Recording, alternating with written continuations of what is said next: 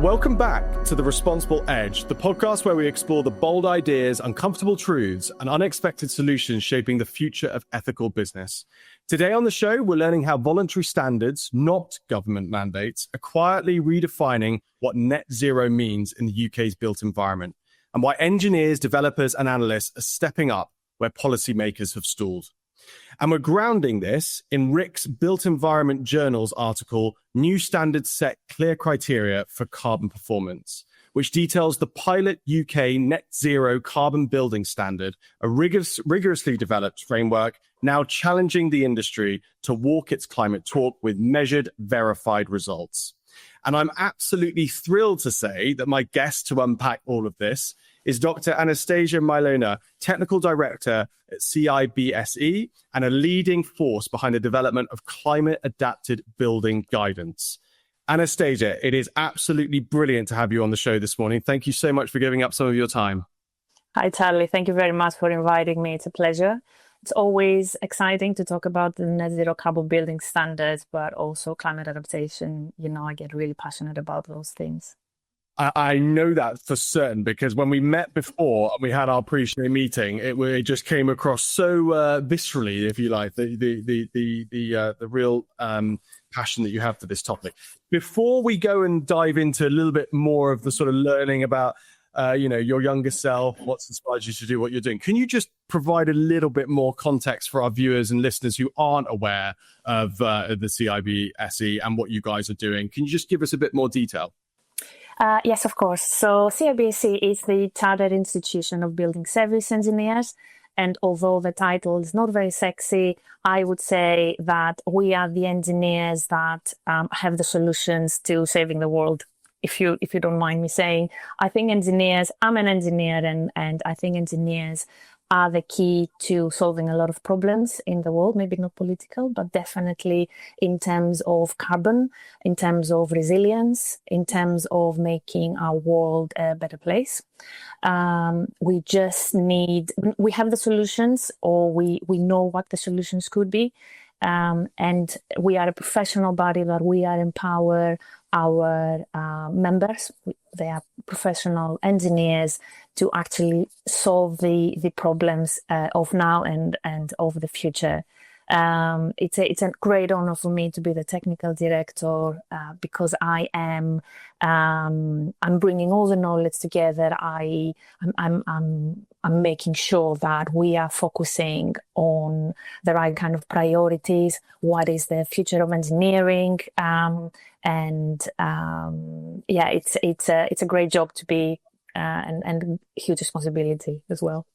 Anastasia, you started that introduction by suggesting that what you guys do isn't the sexiest. It is the sexiest thing to me. Like, it is. I mean, I don't know how much reference to sexy we can have on The Responsible Edge, but honestly, no. I think it is. The way you described that, the engineers of this world, like, you do have the power and responsibility to fundamentally change the way that our infrastructure and our systems operate in order to ensure that we can address some of these big issues. Like, you mentioned the responsibility that you feel as technical director. Can you just give our listeners and viewers, again, who perhaps wouldn't understand what a role of a technical director would be, like, what do you specifically look after?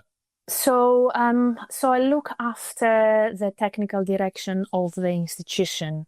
Okay. So, for example, I'm working at the moment on a 5-year strategy where I'm looking at what are the themes, what is the knowledge and the tools and the resources that engineers need now and within the next kind of 5 years, and how do I put the resources in place, the funding, the people, the working groups, so that we have that kind of knowledge ready when we need it. And that could be retrofitting heat pumps or flood resilience in urban environments. It can be drainage in tall buildings. It can be vertical transportation. It could be air conditioning, ventilation, you name it. Everything that makes the building work in order to provide healthy environments, healthy and safe environments for the occupants. It's our engineers that do that, and I am kind of in charge of empowering them, that they have the skills, the training, the resources, the even the kind of the marketing, if you want, to make sure that they can do their job. It's I mean, what an amazing thing to wake up every day and find yourself like influencing. Like, it's brilliant. Now, yeah, we're gonna obviously talk a little bit more about and I just so that we can make life easier during this. You guys refer to CIBSE, don't you? As yeah, CIBSE. I will say CIBSE. Yeah, because otherwise we'll spend the hours as me. We will, literally, and my dyslexia will kick in, and I'll end up giving you all sorts of acronyms that you definitely don't deserve. So, no, brilliant, CIBSE. You beautifully describe what you're doing right now, and obviously for any of our listeners and viewers that want to go and check out Anastasia's LinkedIn profile to like dive into the depths, etc., and obviously we'll link to CIBSE as well, so you guys can go and check out the great work that they're doing. But for now, Anastasia, I want to understand a little bit more about you and your origin story and what's ultimately led you to this role and to CIBSE. So start wherever you like. We can go back to childhood if you like. We can go back to education or early part of your career. Like, how have you ended up here? Can you recall those really kind of formative, influential moments that have driven you to do what you've done? For sure, yes. Just a fun fact to start with. I always wanted to be an artist, growing up. But growing up in Greece in a relatively kind of challenging economic climate, my parents didn't see being an artist a viable option, career option. So they said, do something else. So then I chose architecture, and I loved the education, the university years. They were just amazing. Designing something from a kind of blank page. It was just a really, really great experience. The thing, of course, and that we're talking about like 25 years, 30 years ago. So back then it wasn't, the focus in architecture wasn't on the performance of the building. It was more how it looks and making sure that the spaces are functional for the occupants. So by the end of my 5 years university studying architecture, I was really, really interested in actually what is the impact of buildings in the environment. So then I applied. Yeah. Let me just ask you on that. Like, can you recall like what inspired you to think along the lines of what impact are the buildings having on the environment and vice versa? Did anything particular happen? Did you watch a documentary? Did you see something? Like what inspired? It was a project. I think it was the final project we were working on, and it was a museum. It was we're building it high thermal mass. What that means is that it's kind of the materials we use. They have the capacity to absorb heat and keep the environment cool, because you need the exhibits to have a steady temperature. So you can't have it all glass, the temperature will go up and down, will destroy everything. So at that point, our kind of tutor said, and this of course now will be called sustainable design, because what that means is that you rely less on mechanical cooling and more on the fabric of the building to allow you to keep kind of steady temperatures, cool temperatures and all that. And all of a sudden I thought, wow, the building is much more than a place where you put things and you put people. It's actually a living organism. Heat penetrates and you control that, and then what happens in the building, and then how you extract that, and how the lighting was, all of it. And all of a sudden in my head it clicked that the building is not just a pretty thing that people look at. It's actually a live organism, a dynamic kind of entity that responds to what we do inside and what is happening outside, and engineers actually can control that. It's amazing. So you've had this moment of realization, which was beautifully described, and I'm almost there with you, like having that moment of being like, oh my goodness, like think of all the implications and the nuances and relationships between all these various elements and what the impact of this can be. What does that inspire you to do next? So then I thought, okay, what do I do next? And I started looking at kind of postgraduate research or courses that they can kind of steer me towards a more sustainable design. So because in Greece traditionally everybody learns English, well, we used to anyway. I looked at kind of English speaking universities. I looked in the UK.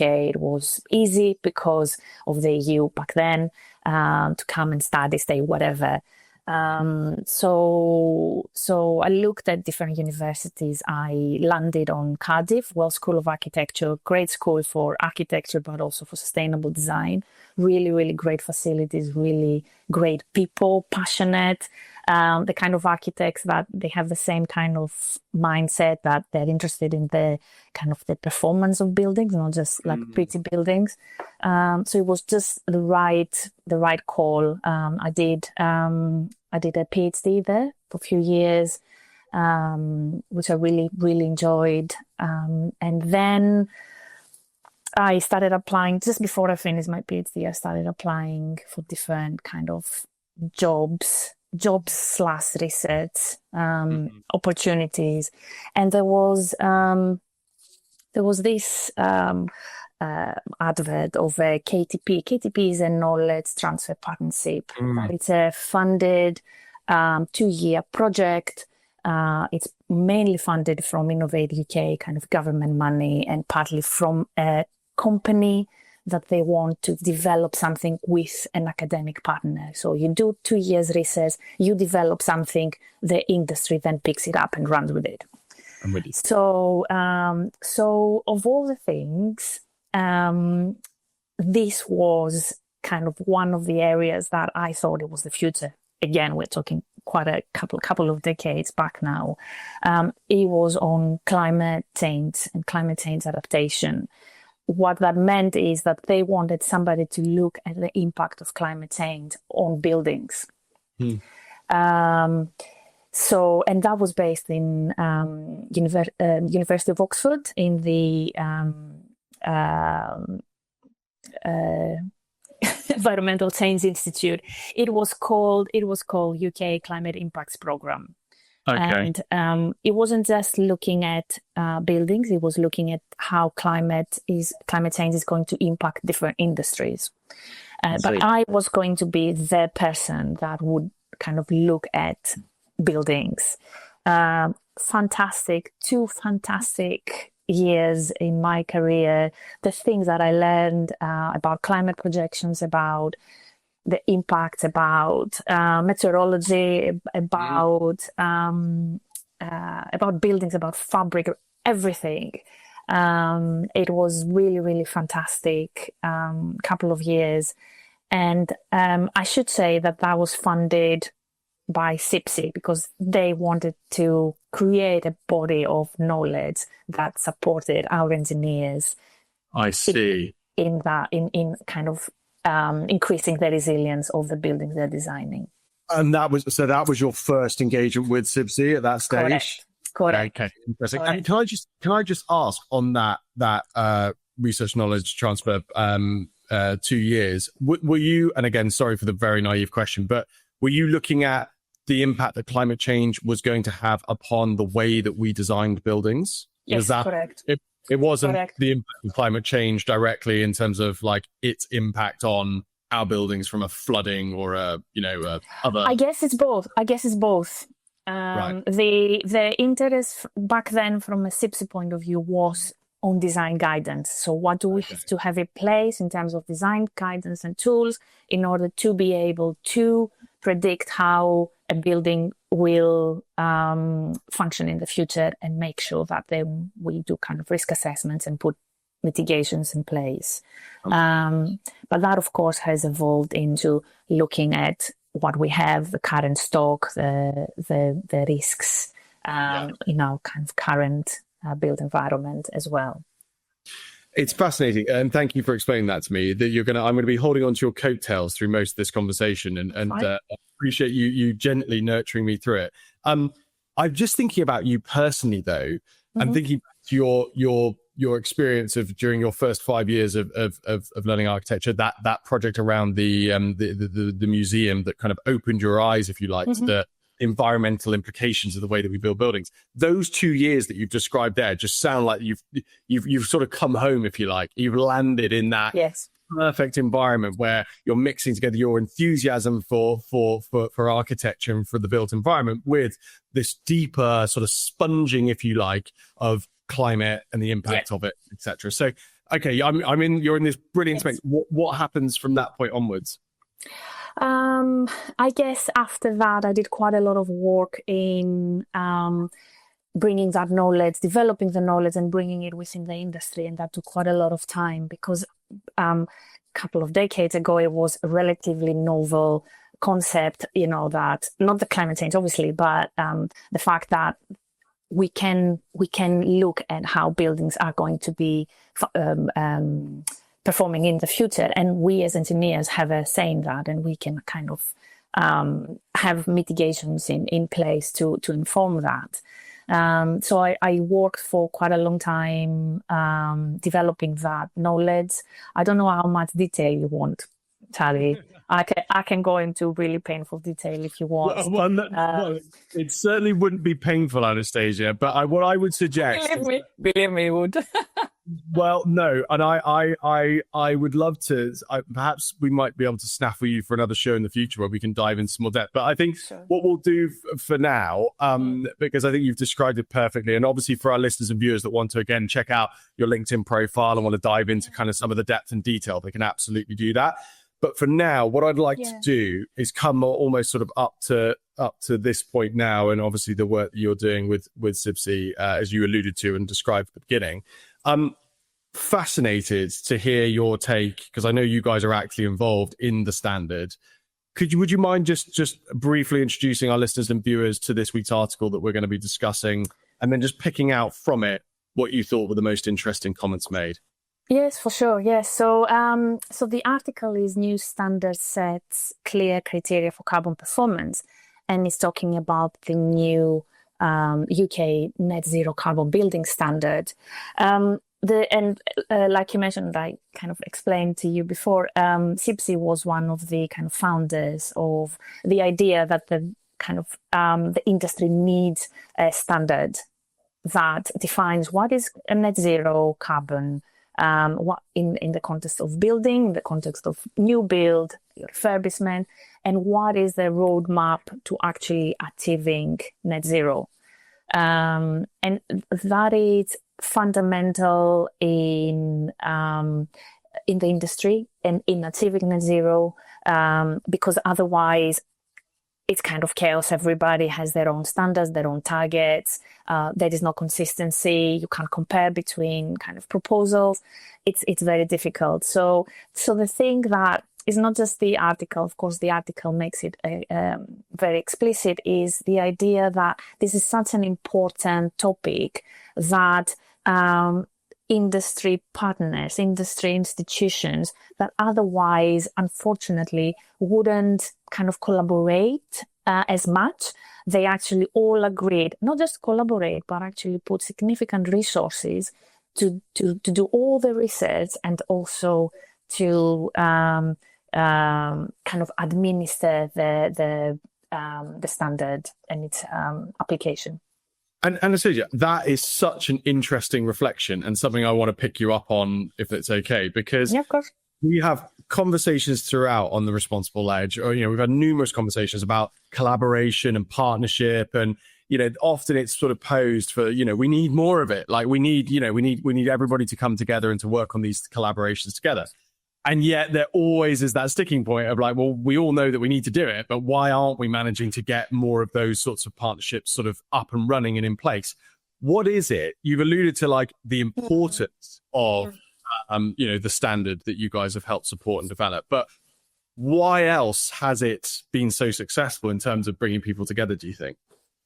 Because I think it was clear to everybody that we were pulling and pushing in different directions, and that was confusing. That meant that if we the alternative, that doing nothing alternative, would mean that our lives would have been much as engineers, but also as kind of employees of institution, professional bodies, would have been really, really difficult. Because we would say, I'll give you an example. The CIBSE members would say, this is what net zero is and this is how we achieve it. The RIBA architect would say, actually, my institution says this. We have different targets, we have different roadmap of how to achieve net zero. And then you go into a client and that doesn't look good for anybody. So from a really kind of practical point of view, consistency is very important. But it was those pain points. Crucially, it was the pains that everybody was experiencing. For sure. Feedback being, there's no consistency here. How on earth do we compare apples with apples? It was that feedback that led to, we've got to collectively come together here. Correct. The other key driver is policy, influencing policy. So you can't go separately and say, if CIBSE says about net zero, you need to do that. And then RICS goes and says, oh, actually, this is what you need to do. It's much more powerful to say, we came together, we worked on it. This is all the evidence we gathered. This is the standard we put together. This is everybody, key players in the construction industry actually coming together, putting resources. We believe in that, and this is the result, and this is what you should adopt and use. So that was another key driver, because otherwise conversations wouldn't have gone anywhere. At least now we have something, and there is interest.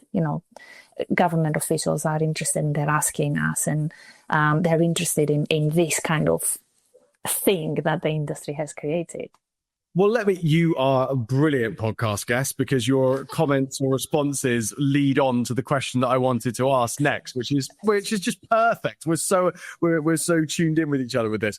Yeah, my question is around, am I being massively sort of optimistic here about the view that actually, where is the government in all of this? Why hasn't the government been proactive and got involved in helping to shape this kind of standard or this kind of recognition from a policy perspective? And why is it being required of industry themselves to have produced this? So I'm not going to be critical of government. I'm not a politician, but what we have experienced in the last kind of 15 years or so is deregulation, what we call deregulation. So the kind of the regulatory framework was stripped of all the unnecessary red tape, anything that had to do with sustainability, requirements to have PVs, for example, or other renewable energy, all that was seen as putting barriers in place and stopping construction. So that was kind of the feel and the direction that we were, the kind of the journey that we were over the last kind of 10, 15 years. And we are still kind of experiencing that, even with a kind of change in government. And that's why, because there wasn't anything in terms of national regulation and policy to require sustainability, net zero, all these kind of standards. That's why the industry kind of came together and created that. I guess the next question is, now what? And I'm brilliant. Now you're asking the questions. I mean, I'll just leave, Anastasia. I think I'm gonna do that next time for you. I'm gonna do the podcast. You should do a one-woman podcast, and you should ask the questions of yourself. Let me, just before, and I'm being cheeky, but just before we get on to the what's next and get the update on how the standard's doing, I'm gonna ask one final kind of, for me, slightly naughty, but elephant in the room kind of question. Sure. When you've got a situation whereby industry has come together to produce a standard and brilliantly has come to a consensus, if you like, on what the standard needs to be, etc., should there be any concern around that sort of notion of the fox is now redesigning the hen house sort of situation? Like, is there any worry that this isn't something that's sort of independent, if you like, of industry? Or am I just being pessimistic for no reason here? If you're asking about why, is there any reason why government wouldn't just adopt it? Is that what you're asking? I suppose so. Yeah, I guess I'm questioning, like, is there any concern about the impartiality of a standard that's been produced by industry for it? Definitely not the impartiality. It's not a black box. Every stage of the project is publicly available. The whole thing. It's not some kind of we've done all that for 2 years. You can't have a look at any of it, but this is the output. No. It's all very, very, and there are hundreds of people, companies that actually participated in the evidence gathering, and throughout we had so many people. So definitely not in terms of impartiality. The thing I think that perhaps, and this is just my take on it, the thing that stops it from being adopted as a national standard or referred to it as a national standard, I think is just implications to cost. So it's an ambitious but realistic. It says ambitious but realistic expectations to meet that kind of government target. So I would say, if the government is serious about meeting the target, then this is the way to do it. And I understand I'm biased. I've been very, very much involved in this standard, but we have no commercial interest whatsoever, or any other interest for me to say that. This will actually make our lives harder in terms of innovation, coming up with new solutions, coming up with really, really exciting and kind of challenging new ideas. So this is not making it easier for engineers. But if we are serious about the net zero, this is the way to do it. Anastasia, you have brilliantly batted back that question. That was sensationally positioned, and I'm so pleased that you picked up on the difficulty and the accountability that you as an industry are setting for yourself, if you like. Ultimately, this is about raising standards for a wider, more important macro cause, if you like. You alluded to it before. How's it going? Like, where's it at? Like, what's the impact been so far? So as the article mentions, we are at pilot stage. So the standard was launched. The first version of the standard was launched back in September, and we've been working with more than 200 companies that they're interested in using the standard as using the standard in their buildings. So their buildings kind of are tested, if you want, to look at how they can. So this can be either buildings that they are being designed, so how you implement the standard during design stage, but also how you implement it at the existing building. How do you get a building to become net zero by a certain kind of deadline?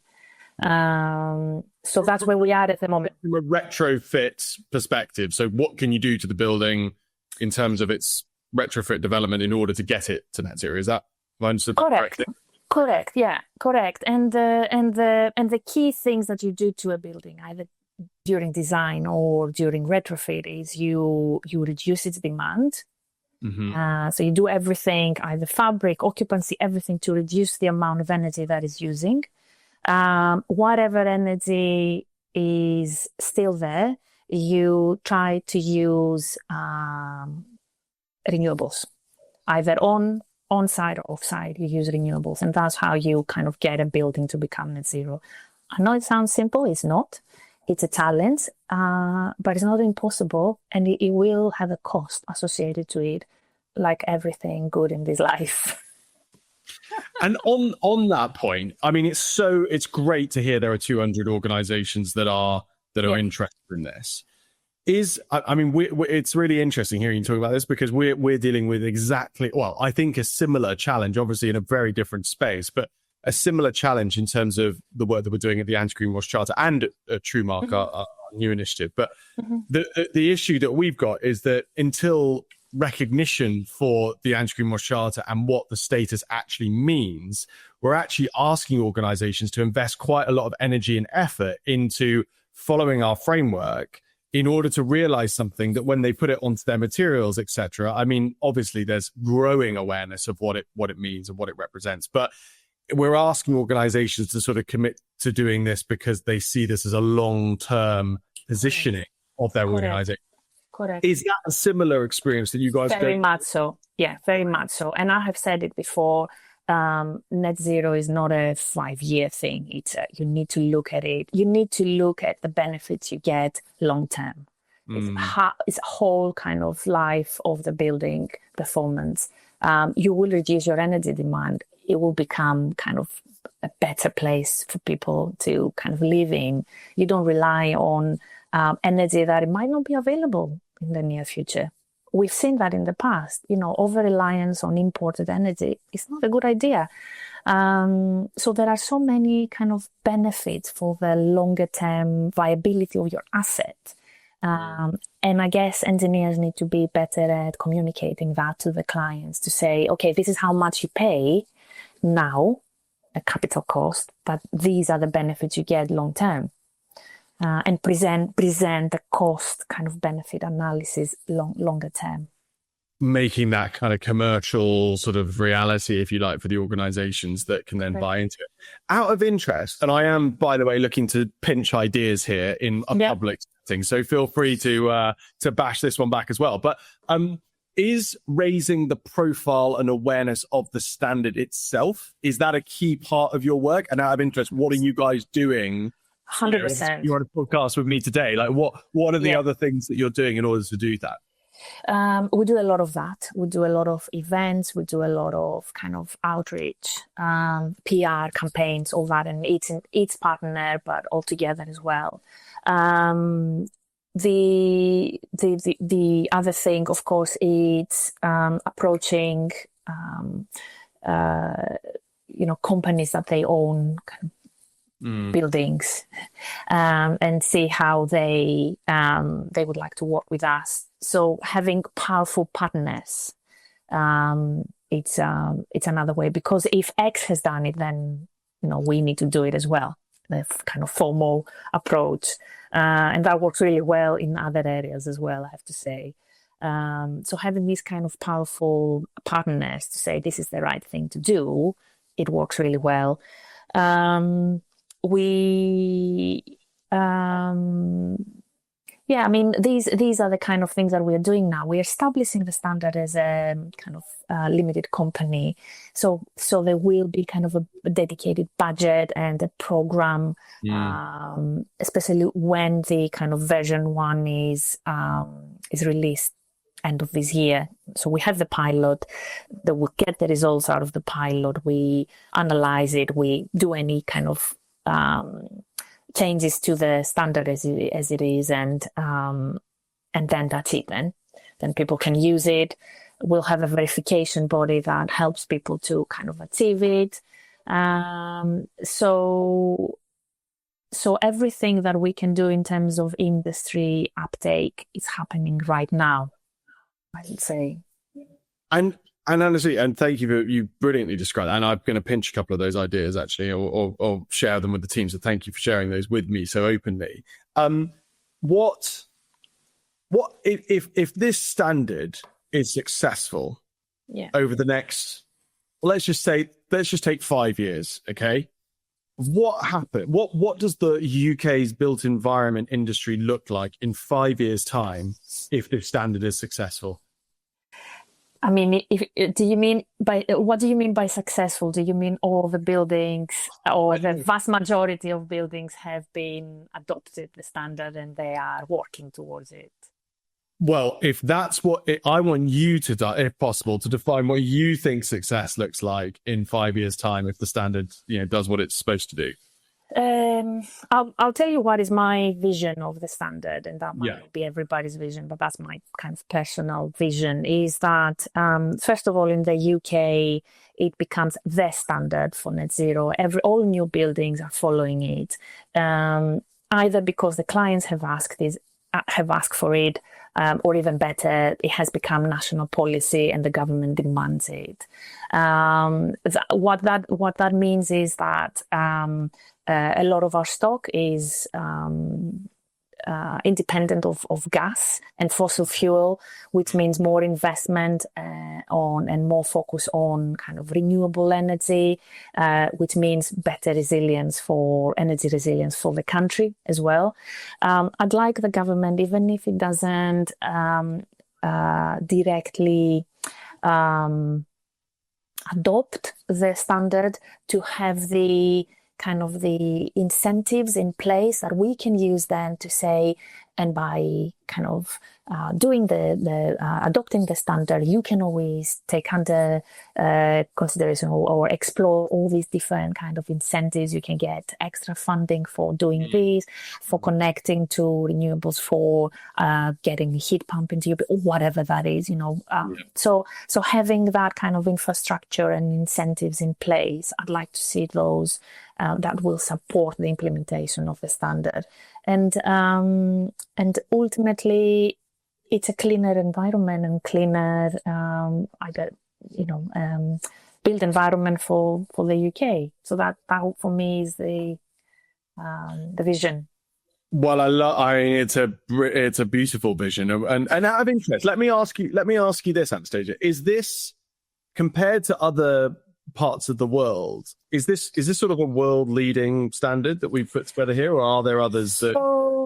So I was going to come to that as next. So I said first in the UK, and it is nowhere else in the world something like that has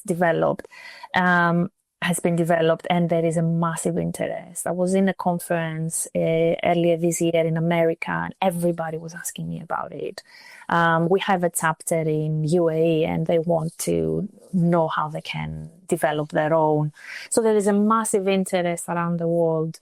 So that would be the second success, the global kind of uptake of the standard. That would be something that would be absolutely fantastic, because it's not just in the UK that is kind of consistent, it's global, and global consistency is something that, as you know, is very difficult to achieve, but engineers can achieve it. So what can I say? I love it. And Anastasia, there's a point of reflection for me on this in terms of this standard.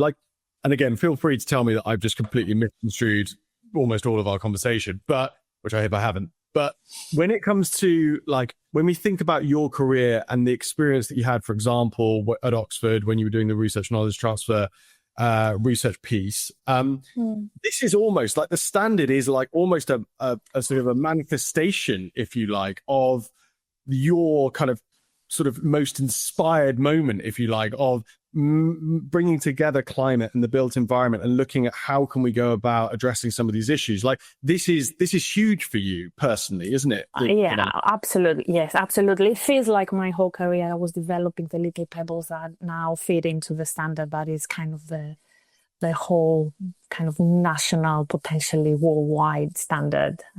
So yes, absolutely. Yes, that would be an amazing thing to achieve. Yeah. Well, I think I want to finish it there on a very, very positive and optimistic note. And I have to say, Anastasia, for you to have explained things and introduced things so clearly, and obviously we'll link to the article so that people can get a bit more background on the details of the standard itself, which we've not been able to cover. But I think broadly understanding what you guys are doing and what your intent is behind this, I just think it's brilliant. And I think it's fantastic to see these kind of voluntary, as you said, cross kind of partner, competitor initiatives coming into place. This is exactly what we need more examples of, perhaps in other areas, if you like, outside the built environment. So you guys are a case study for that as well, which I think is fantastic. Let's finish now, if possible, with the magic wand question. I'm super interested, in light of our focus of our conversation, what you're going to do with it. But Anastasia, if I was to hand you a magic wand and you could change one thing about the commercial world this instant, what would that one thing be? I would say I'd like them to be less commercial. Brilliant. Brilliant. We always talk about money, right? How much this costs, how much. And I understand, of course, that's what drives everybody and everything. And but if by, like you said, a magic wand, there was no financial concern, somehow we have solved our finances. Nobody cares about it. It's Star Trek universe, whatever.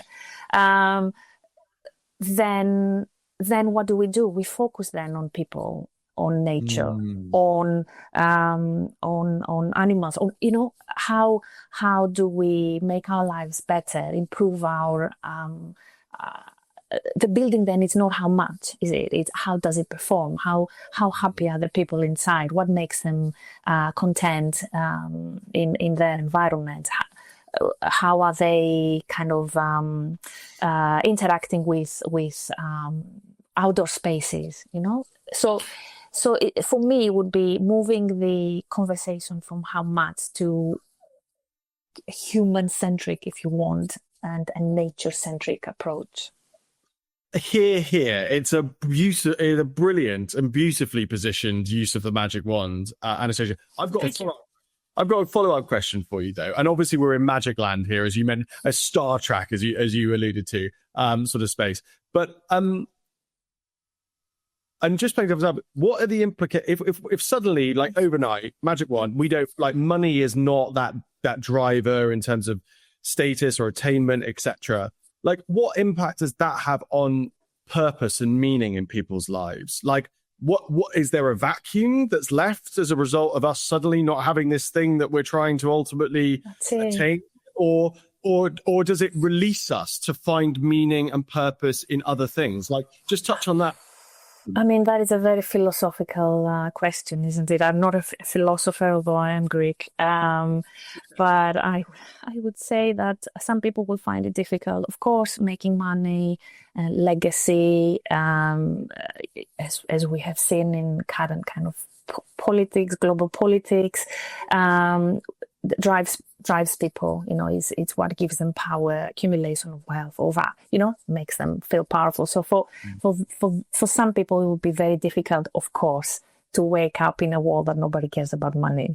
But I think the vast majority of people will be liberated. All of a sudden, you have perhaps the time or the freedom to concentrate on the things that you never seem to have enough time to do.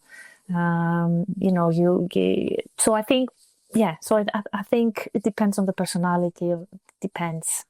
Yeah. I think you're spot on with that. And I also think, like, for me, I almost view it as, and again, we're in the magic wand space, but almost like we kind of need to sit in that vacuum. I think we almost need collectively to take a breath. Imagine if globally, as a species, we could just go, okay, look at what we've done. Look at what's happened as a result of busying ourselves with the obtainment of wealth and the implications of that. Like, let's just take a moment to step back and perhaps feel that discomfort in the vacuum of meaning, if you like, but then set a new path. Anyway, those are my 2 pennies worth. But Anastasia, we finished on a very philosophical note, but I have to say that was a brilliant introduction to the standard and what the work that you guys are doing. Thank you. Thank you so much for joining me this morning. It's been a great show. Thank you very much for inviting me. It has been a pleasure. I'm happy to come back again if you want. Yay! I've got you on recording confirming. We'll definitely pick you up on that, Anastasia. Thank you for your time this morning. Sadly. Thank you. And that's all for today's episode of The Responsible Edge. A massive thank you to Dr. Anastasia Mylona for showing us how, in the absence of strong policy, rigorous standards and professional unity can move the dial on decarbonisation. It was a really inspiring conversation. As a reminder, this episode was brought to you by TrueMark, the independent mark of integrity for sustainability reporting, because trust isn't declared, it's earned. Visit truemark.com to learn more. I'm Charlie Martin. Thanks for listening. And don't forget to subscribe, share, and leave us a review. See you next time.